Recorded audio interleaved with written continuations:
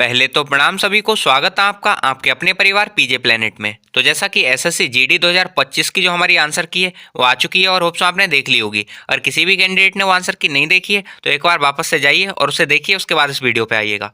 यहाँ पे आज हम बात करने वाले हैं कि जो आपकी आंसर की आई थी उसके अकॉर्डिंग अब अपना कितना एक्सपेक्टेड जो कट ऑफ है वो जा सकती है, या फिर किस शिफ्ट को कितना नॉर्मलाइजेशन मिला है। क्योंकि आप लोगों के मन में ये भी चल रहा होगा कि मेरी शिफ्ट ईजीएस्ट है या टफेस्ट है, या कितना नॉर्मलाइजेशन है, कैसी कैसी चीज़ें हैं। साथ ही साथ यहाँ पे हम बात कर रहे होंगे कि एक्सपेक्टेड जो कट ऑफ है वो कितनी रह सकती है। सारी चीज़ों को एक बार एनालाइज करेंगे और उसके बाद कट ऑफ पे भी जाएंगे। यहाँ पे एक मन में क्वेश्चन आ रहा होगा कि क्या पहले से कट ऑफ कम रह सकती है, क्योंकि बहुत सारे कैंडिडेट ऐसे हैं जिनके पहले मार्क्स ज़्यादा थे, मतलब पिछली जो वैकेंसी थी उसमें मार्क्स अच्छे खासे थे और अब उन्होंने तैयारी भी की, उसके बाद भी मार्क्स जो है वो पहले से कम आए। तो क्या जो हमारी कट ऑफ है वो कम रह सकती है, या फिर पेपर का लेवल टफ था। तो वो सारी चीज़ें जो है उन पर हम बात कर रहे होंगे। और यहाँ पे हमने डाटा लिया है लगभग 1 लाख प्लस कैंडिडेट का जो है वो डाटा है, ये रैंक मित्र वाला ही डाटा है। और इसके अकॉर्डिंग कई सारी चीज़ें हैं जो सामने आई हैं, उन पर भी हम बात कर रहे होंगे।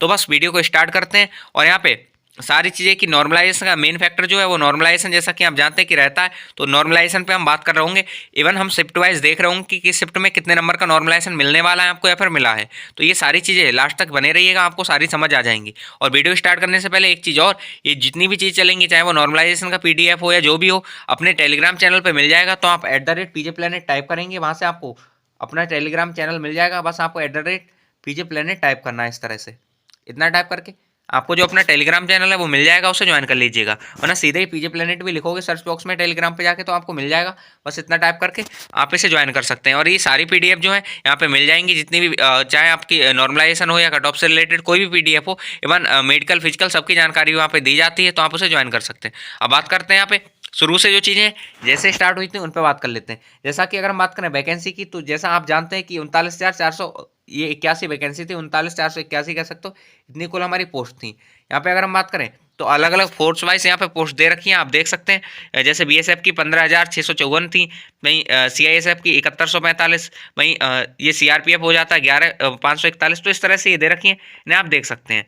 अब थोड़ा आगे चलते हैं, यहीं पे सेम चीज़ जो है वैकेंसीज है यहाँ पे कैटेगरी वाइज और यहाँ पे मेल फीमेल वाइज यहाँ पे डिस्ट्रीब्यूट करके दे रखी हैं, इन्हें भी आप एक बार देख सकते हैं। अभी जो मेन चीज़ है उस पर हम चलेंगे और उन पर बात करेंगे। यहाँ पे अगर हम बात करें तो मेल और फीमेल की जो वैकेंसीज थी यहाँ पे सॉरी 35,612 वैकेंसी ऐसी थी जो मेल कैंडिडेट्स के लिए थी, और 3869 वैकेंसीज जो थी जो फीमेल कैंडिडेट के लिए थी। और जैसा कि आप जानते हैं 10% वैकेंसी जो होती हैं वो एक्स सर्विसमैन जो होते हैं उनके लिए रिजर्व रहती हैं। यहाँ पे आगे थोड़ा चलते हैं, और ये कुछ वैकेंसीज का क्राइटेरिया है जो आपकी स्टेट वाइज वैकेंसीज है, हर स्टेट वाइज हर फोर्स में कितनी कितनी वैकेंसीज है। तो उसका ये जो पीडीएफ है वो हमने डाल रखा है, मेन ग्रुप में डाल लेंगे, वहाँ से आप देख लेना। यहाँ पे काफ़ी छोटा है और दिखने में इतना मतलब विजिबल नहीं हो पा रहा है, तो बस ये है। और इसका इतना ज़रूरत नहीं है यहाँ पे एनालाइज करने में, तो इस वजह से इसे नेगलेक्ट करते हैं। और इसका जो पीडीएफ है स्टेट वाइज की कितनी वैकेंसी है वो आप देख लेना, टेलीग्राम चैनल पर मिल जाएगा, जो कि पीजे प्लेनेट है अपना टेलीग्राम चैनल। अब यहाँ पे बात कर लेते हैं कि यहाँ पे जो टोटल वैकेंसीज हैं इस पर अभी हमने जैसा कि देखा 35,612 जो वैकेंसीज थी ये मेल वैकेंसीज थी। और यहाँ पे फीमेल वैकेंसीज की बात करें तो ये सॉरी यहाँ पे ये टोटल 39,481 हो जाती हैं, और फीमेल वैकेंसीज जो है वो 3869 वैकेंसीज ये हो जाती हैं। तो कुछ ये वैकेंसीज थी, दोनों को मिला के इन दोनों को एड ऑन कर लेंगे तो ये हमारी ये 39,481 हो जाएंगी, क्योंकि हमारी इस बार जीडी की वैकेंसी है। और यहाँ पे टोटली फोर्स वाइज भी दे रखा है, जैसे बीएसएफ में मेल फीमेल की कितनी वैकेंसीज हैं टोटल मिला के, इस तरह से। तो इसे आप देख सकते हैं। बाकी अब थोड़ा आगे चलते हैं और बाकी चीज़ों पे बात कर लेते हैं। यहाँ पे जैसा कि और लास्ट टाइम जो कुछ नहीं था, यहाँ पे एनसीबी, इस बार एनसीबी की भी वैकेंसी है, बहुत ज़्यादा नहीं है लेकिन हाँ एनसीबी की वैकेंसी है। तो बस ये हो जाता है। अब थोड़ा आगे चलते हैं और बाकी चीज़ों पर बात कर लेते हैं। यहाँ पे जैसा कि आप जानते हैं एसएससी जीडी की जो वैकेंसी 2024 में आई थी, तो इस टाइम वैकेंसी अच्छी थी, मतलब 46,617 वैकेंसी थी। वहीं जो 2022 था तो इसमें और भी अच्छी वैकेंसी थी, अपनी 50,187 थी। वहीं 2021 में 25,271 थी, और 2020 की वैकेंसी थी वो 60,000 के आसपास वैकेंसी थी। तो कुल मिला के ये वैकेंसी थी, और इसके हिसाब से हम कंपटीशन का भी कंपेरिजन करेंगे जो प्रीवियस वैकेंसी है और इसमें भी। और यहाँ पे अगर हम बात करें तो जैसा कि इधर प्रीवियस वैकेंसी से थोड़ी सी कम वैकेंसी देखने को मिल रही है, जैसा कि यहाँ पे 39,481 है और यहाँ पे 46,617 है। तो लगभग 5,000 का डिफरेंस देखने को मिल रहा है, एवं 7,000 का लगभग डिफरेंस जो है प्रीवियस वैकेंसी से इस बार है। यहाँ पे अब बात कर लेते हैं कि टोटल कितने फॉर्म फिल किए गए थे। तो यहाँ पे ये ऑफिशियल डाटा है कि आरटीआई के अकॉर्डिंग कि 52,69,500 जो फॉर्म्स थे वो लगभग भरे गए थे। तो 52,69,500 फॉर्म जो थे इस बार भरे गए थे। यहाँ पे आरटीआई है, आप देख सकते हैं, अगर विजुअल हो यहाँ पे तो ये 52,69,500 सामने लिखा हुआ आपको दिख रहा होगा, ये जो है आरटीआई का रिप्लाई है और इसमें दे रखा है कि इतने जो फॉर्म है वो भरे गए थे, और यही ऑफिशियल डाटा है कि इतने फॉर्म जो है इस बार भरे गए थे। अगर हम देखें फॉर्म फिल करने के हिसाब से कि पर सीट कंपटीशन कितना रह रहा था, तो ये 133 कैंडिडेट पर सीट कंपटीशन था। वहीं अगर हम 2024 से इसकी कंपेयर करें तो 2024 में ये 47,45,501 लगभग इतने जो फॉर्म थे वो फिल हुए थे 46,617 वैकेंसी के लिए। मतलब यहाँ पे वैकेंसीज ज़्यादा थी और यहाँ पे वैकेंसीज कम है, और यहाँ पे जो फॉर्म भरने की संख्या भी अगर हम बात करें तो इस बार ज़्यादा है, पिछली बार थोड़ी सी कम थी। तो ये सारी चीज़ देखने को मिली है। अब थोड़ा आगे चलते हैं और पर सीट कंपटीशन पिछली बार देखें तो ये 101 कैंडिडेट का था। ये जो पर सीट कंपटीशन है ये 101 कैंडिडेट का वो है जो फॉर्म फिलिंग के हिसाब से, वो नहीं जो प्रेजेंट कैंडिडेट थे उनके हिसाब से नहीं, जो एग्जाम में प्रेजेंट हुए अपीयर हुए इनके हिसाब से नहीं, ये जो फॉर्म फिल किया था उसके हिसाब से 101 कैंडिडेट का है। और यहाँ पे फॉर्म फिल करने के हिसाब से 133 कैंडिडेट का जो है अपना कंपटीशन रहने वाला है। अब यहाँ पे जैसा कि आप जानते हैं कि जो एग्जाम में काफ़ी लोग एबसेंट रहते हैं और लगभग 60%, 60-62% ही प्रेजेंट जो है वो देखने को मिली थी। तो इस तरह से ये न्यूज़पेपर में भी आपने देखा होगा, और ये हो जाता है 31,61,700, और 31,61,700 कह सकते हो, या 31,61,700। इतने कैंडिडेट्स थे जिन्होंने एग्जाम में अपीयर हुए या फिर एग्जाम देने के लिए प्रेजेंट हुए। अब अगर हम यहाँ पे देखें पर सीट कंपटीशन है तो यहाँ पे 80 कैंडिडेट पर सीट कंपटीशन रह जाता है, जो कि जो प्रेजेंट होने के बेसिस पे यहाँ पे है, और इनमें से काफ़ी लोग जो हैं वो निकलेंगे भी। अब कितने निकलेंगे उस पर ही बात कर लेते हैं। तो आपका जो नोटिफिकेशन था उसका पेज मतलब ये जो पॉइंट था 14.14 है, यहाँ पे एक चीज़ मेंशन करके दे रखी थी इन्होंने कि 8 टाइम जो कैंडिडेट्स हैं वो लिए जाएंगे। यहाँ पे मतलब वैकेंसीज जो है उसके 8 टाइम कैंडिडेट्स आपके लिए जाएंगे। आप देख भी सकते हैं यहाँ पे लिखा हुआ है इस लाइन में कि थोड़ा सा आगे चलते हैं, the number of candidate shortlisted for PET PhD based on their merit in the computer based examination will be about 8 times of the number of vacancies to be filled up in the recruitment examination. मतलब examination में जितनी vacancies होंगी उसके 8 time जो candidates हैं वो आपके वो सेलेक्ट किए जाएंगे आगे के स्टेज के लिए। मीन्स फिजिकल, अब तो फिजिकल मेडिकल और डीबी ये सारे एक साथ होते हैं, तो उन सबके लिए 8 गुना कैंडिडेट जो है वो लिए जाएंगे। अगर हम देखें कि वैकेंसीज के 8 गुना कैंडिडेट कितने बन रहे हैं तो यहाँ पे आप देख सकते हैं 39,481 वैकेंसीज थी, इसका 8 टाइम करते हैं मतलब 8 गुना करते हैं तो यहाँ पे 3,15,848 कैंडिडेट बन जाता है। मीन्स कहने का ये है कि 3,15,848 कैंडिडेट ऐसे हैं जो सेलेक्ट किए जाएंगे नेक्स्ट स्टेज के लिए, और बाकी जो कैंडिडेट हैं उन्हें डिस्क्वालीफाई किया जाएगा। अब यहाँ पे ये हो जाता है कि कितने कैंडिडेट आगे सेलेक्ट होने वाले हैं, तो ये 3,15,848 कैंडिडेट हैं जो कि वैकेंसी का 8 गुना है, और लगभग इतने कैंडिडेट जो है वो आगे वाले स्टेज के लिए मीन्स आपका फिजिकल है, डीबी है, मेडिकल है, उन सब के लिए सेलेक्ट किए जाएंगे। अब थोड़ा आगे चलते हैं और यहाँ पे ये जो डाटा हो जाता है ये 1 लाख और 1,11,405 लगभग 1.25 लाख कह सकते हो, ये 1.25 लाख से तो कम है, ये 1,10,000 के आसपास का जो है कैंडिडेट्स का डाटा है ये बाई रैंक मित्रा के द्वारा। और यहाँ पे इन्होंने कई सारी चीज़ें हैं जिससे क्रिस्टल क्लियर हो जा रही हैं। अब उन पे भी बात करेंगे, जैसे कि यहाँ आप देख सकते हैं अपनी जो टोटल मेल और फीमेल वैकेंसी थी, जैसा कि हमने बताया था कि मेल वैकेंसी कितनी है और फीमेल वैकेंसी कितनी है, तो एक बार उस पर नज़र डाल लेते हैं। तो जैसा कि 35,612 जो थी वो मेल वैकेंसी थी। अगर इसी की कंपेरिजन हम करें जो अभी डाटा मिला है अपना उससे, तो 35,612 जो वैकेंसीज हैं वो कहाँ पर लाई करती हैं उस पर भी एक बार देख लेते हैं। तो जैसा कि आप देख सकते हैं यहाँ पे 135,000 जो वैकेंसी थी तो 35,000 कुछ यहाँ पे लाई कर रही होंगी। कहने का मतलब ये है कि जैसा कि नंबर हिसाब से देखें तो 150 जो मार्क्स हैं वो 10 कैंडिडेट के हैं, और ये ऐसा नहीं कि फेक डाटा है, ये रियल डाटा है। और रियल डाटा इसलिए हम बोल रहे हैं क्योंकि यहाँ पे आपकी आंसर की अपलोड होती है उसके बाद डाटा निकल के आता है, कहने का मतलब ये रियल डाटा है। तो यहाँ पे आप देख सकते हैं कि 150 नंबर हैं वो केवल 10 कैंडिडेट के हैं, जिनमें यूआर के 2 हैं, 6 ओबीसी के हैं, 2 ईडब्ल्यूएस के हैं, और SC ST का कोई कैंडिडेट नहीं है। वहीं यहाँ पे 145 या फिर 145 से ऊपर जो नंबर हैं वो 67 कैंडिडेट के हो जाते हैं। फिर 140 से 321 के हैं, 100 ये जो 135 हैं या इससे ऊपर हैं वो 1264 कैंडिडेट के हैं।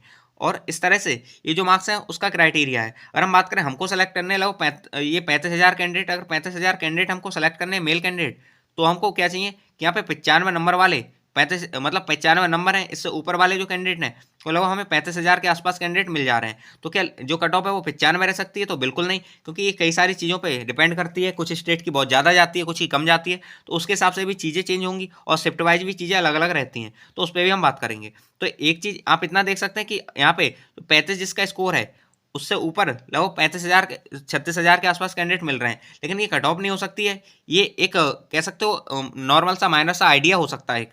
अब आगे कट ऑफ पे भी बात करेंगे। भाई फीमेल कैंडिडेट में हम बात करें तो फीमेल कैंडिडेट की भी वैकेंसी पे एक बार चर्चा कर लेते हैं।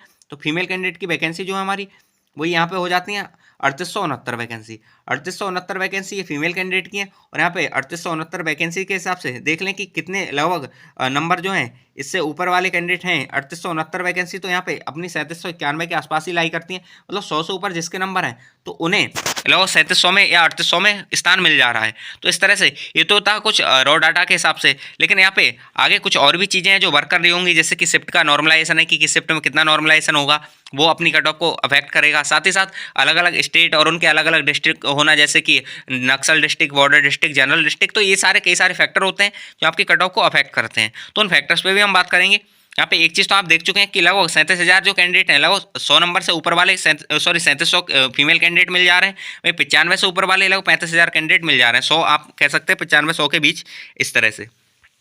तो थोड़ा सा आगे चलते हैं, अब जरा शिफ्ट को भी एक बार देख लेते हैं। तो शिफ्ट अगर हम बात करें तो सबसे टफेस्ट शिफ्ट, ये रात भी हमने एक वीडियो बनाई थी, वहाँ पे बताया था कि सबसे टफेस्ट शिफ्ट जो है वो हमारी 5 फरवरी 2025 की, और उस टाइम वो डाटा जो था वो 60,000 कैंडिडेट का था केवल। तो यहाँ पे 5/2/2025 की जो हमारी 5 फरवरी की जो थर्ड शिफ्ट थी वो सबसे टफेस्ट शिफ्ट है, और इसका जो एवरेज है वो 74 नंबर है। वहीं हम दूसरे नंबर पे सबसे टफेस्ट शिफ्ट की बात करें तो ये 12 फरवरी 2025 की है। यहाँ पे ये भी थर्ड शिफ्ट हो जाती है हमारी 12 फरवरी 2025 की, और यहाँ पे इसकी बात करें तो इसका 75 का सॉरी जो एवरेज मार्क्स हैं वो 75 हो रहे हैं, एवरेज स्कोर हो रही है 2530 कैंडिडेट का डाटा मिला है। वहीं थर्ड की बात करें तो ये हो जाती है हमारी 10 फरवरी 2025 की, जो कि 9 से 10 वाली शिफ्ट थी, और यहाँ पे 75 एवरेज हो जाता है।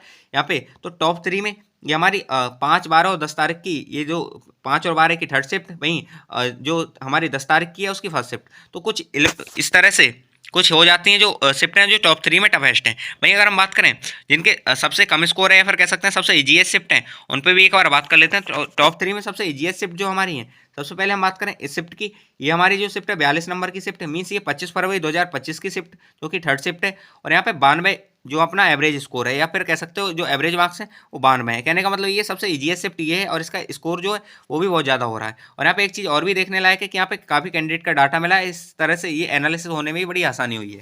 तो इस तरह से आप देख सकते हैं कि सबसे ईजीएस्ट तो ये थी। दूसरे नंबर पर सबसे ईजीएस्ट की बात करें तो ये हमारी 17 फरवरी की शिफ्ट हो जाती है 9 से 10 वाली। यहीं तीसरी की बात करें तो 11 फरवरी को हो जाती है 3 से 4 वाली। तो ये टॉप 3 थी जो कि सबसे इजीएस्ट शिफ्ट थी। इस तरह से अगर हम बात करें तो यहाँ पे एवरेज स्कोर में डिफरेंस देखें तो यहाँ पे ये 92 डिफरेंस हो जा सॉरी यहाँ पे 92 नंबर है एवरेज स्कोर। वहीं अगर हम बात करें तो पहली शिफ्ट की अगर एवरेज स्कोर की बात करें तो ये हो जा रहा है 74, मतलब बहुत ज़्यादा डिफरेंस एवरेज स्कोर में ही देखने को मिल जा रहा है कि इसमें और उसमें जो टफनेस का काफ़ी आप देख सकते हैं कि कितनी चेंजिंग है। और पेपर की भी अगर हम लेवल की बात करें तो पिछले साल से हाँ बिल्कुल बोलेंगे कि थोड़ा सा लेवल जो था वो अब था, कुछ शिफ्ट जो थी वो अच्छी खासी अब थी पिछले लेवल से, और यहाँ पे ऐसा नहीं है कि एक दो शिफ्ट ऐसी भी मिली हो कि जो लो है, पिछले लेवल के हिसाब से थी या फिर उससे ज़्यादा थी लेकिन उससे लो देखने को नहीं मिली है। तो इस हिसाब से एक आइडिया ये भी लग सकता है कि हाँ कट ऑफ या तो उतनी रहेगी या उससे थोड़ी कम हो सकती है, या नॉर्मलाइजेशन पे भी चीज़ें डिपेंड करेंगी, वो चीज़ तो है ही। तो बस ये हो जाता है कि कौन सी शिफ्ट जो है वो जीएस्ट है, आप अपने हिसाब से अपनी शिफ्ट भी देख सकते हैं कि आपकी शिफ्ट जीएस्ट है या कौन से नंबर की जीएस्ट है, टफेस्ट शिफ्ट है, आपका एवरेज स्कोर कितना है, और इसका पीडीएफ भी टेलीग्राम ग्रुप में डाल रखा है तो वहाँ से भी आप देख सकते हैं।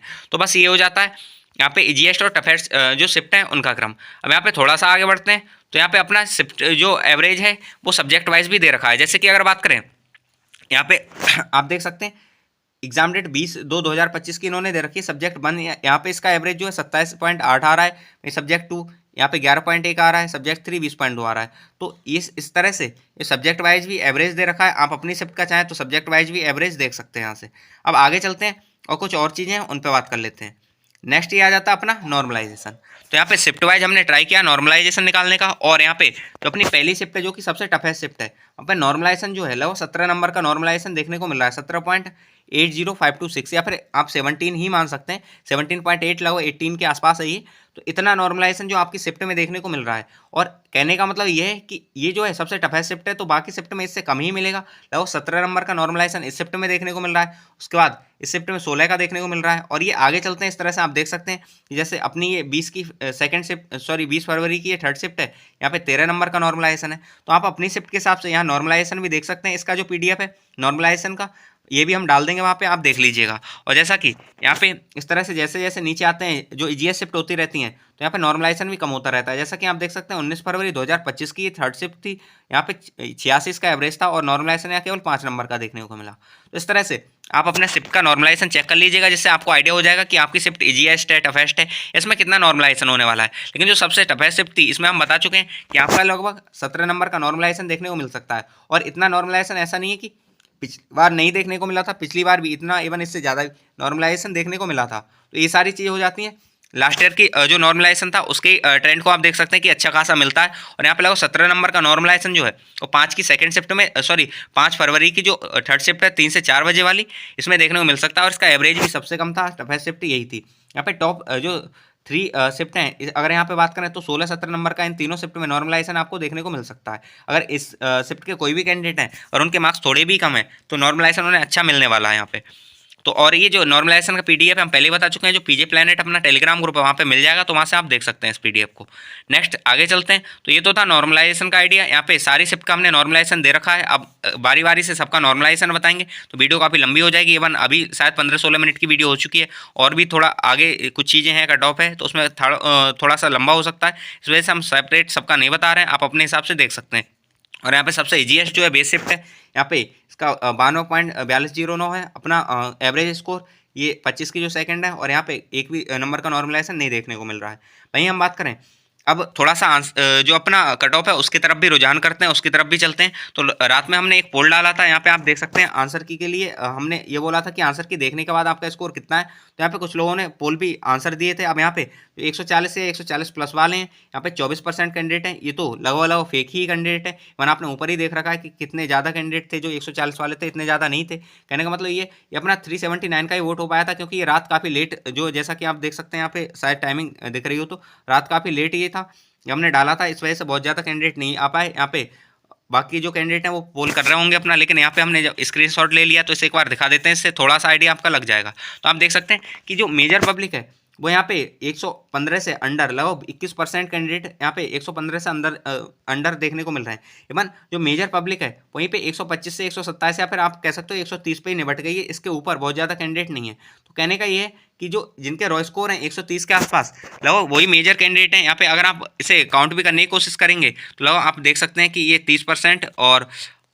30, 20, 50, 54 और 6, 60, लगभग 60% जो पब्लिक है वो हमारी 130 तक ही है। मतलब 130 नंबर तक 60% पब्लिक है, और 40% पब्लिक है वो हो सकता है इससे ऊपर हो यहाँ पे। और बाकी ये जो है ये गलत दे रखा है यहाँ पे डाटा, तो इस वजह से चीज़ें चेंजिंग देखने को मिल सकती हैं। कहने का मतलब ये कि मेजर जो पब्लिक है 60, इवन ये और भी ज़्यादा होगा, चूंकि वो नीचे का जब कम हो जाएगा तो ये ज़्यादा हो जाएगा।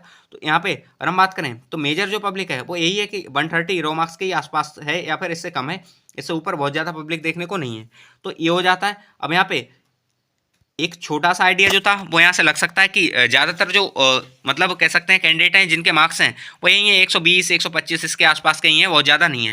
इवन जो कई सारे कैंडिडेट हैं उन्होंने कमेंट भी किए थे, इवन ग्रुप में भी मैसेज किए थे और हमें डीएम भी किए थे कि भैया हमारा प्रीवियस जो स्कोर था वो काफ़ी अच्छा था। इवन कुछ कैंडिडेट ऐसे थे कि भैया हम पिछली बार 139, 138 इस तरह से स्कोर लेके आए थे, लेकिन इस बार जो स्कोर है हमारा 122 से 125 ही बन रहा है। तो ऐसी चीज़ें देखने को मिली हैं, और इसका रीज़न यही है कि आपकी जो पेपर है पिछली के मुकाबले थोड़ा सा तो टफ था। मतलब बहुत ज़्यादा नहीं बोलेंगे, लेकिन हाँ थोड़ा सा उसमें चेंजेस थी। तो उस वजह से थोड़ा सा जब ये चीज़ें हुई तो आपका जो स्कोर है ऑब्वियस सी बात है कि नीचे आ जाएगा। लेकिन जो स्कोर है उसे ऐसा नहीं है कि कट ऑफ जब स्कोर नीचे आया तो कट ऑफ बहुत ज़्यादा जाएगी, ऐसा भी नहीं है।